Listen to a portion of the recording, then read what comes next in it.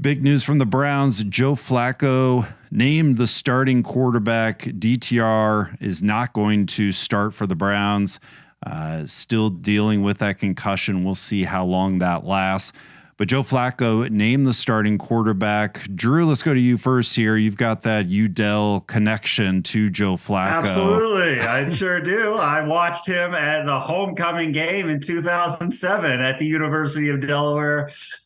Tubby Raymond Field, proud members of Conference USA as of next year, those Fighting Blue Hens. I thought it was a good signing when they signed him. I anticipate he still has an extremely strong arm and can throw it down the field. I anticipate he still has a very high caliber football IQ, a way of understanding what sort of defense that he's facing, what type of defense that they're in, the Rams in this case.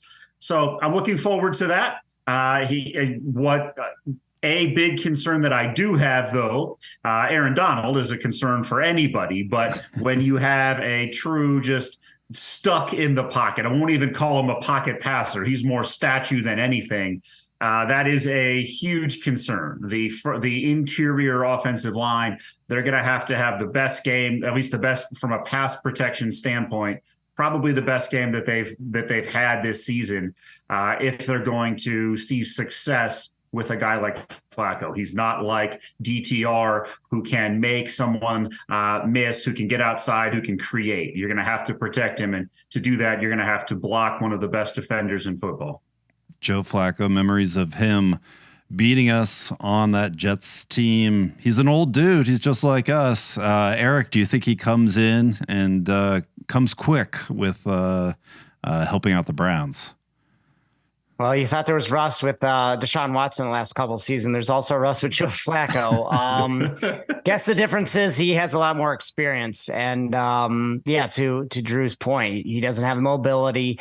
I would hope he, sees the game plan, handoff left, handoff right, short throw left, short throw right. Maybe the occasional bomb, but let's not get crazy here. Let's stick to the script list this time and kind of be conservative, pick up yards when they are available, and don't make any silly turnovers. I think, he's taken plenty sacks in his career. He's going to know how to hug the ball and not, relinquish the football to the other team.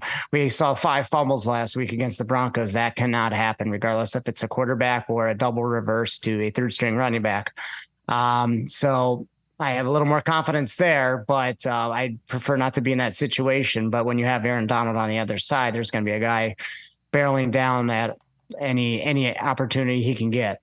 So, I think also, I don't think we're going to have to worry about alignment issues. We're going to have to worry about, the little things I think that a veteran brings that's been in this league for a long time. So I like to think that we would, put on the training wheels for a 38-year-old quarterback, but that's where we're at. But, kind of put him in situations that he can succeed and excel, and, kind of just move the chains, move the sticks, get Dustin Hopkins those field goals, and hopefully we can score touchdowns. We're not expected to be throwing 35-yard outs into the end zone, but if you could throw a crossing route from the 5-yard line, great. Let's do that, and let's go home with the win, and hopefully Stefanski can continue with the trend of winning after losing a contest. So let's go, Joe. Delaware 30, Northeastern 20, homecoming 2007. Joe Flacco will do it again. I hope to see that type of excellence on the field.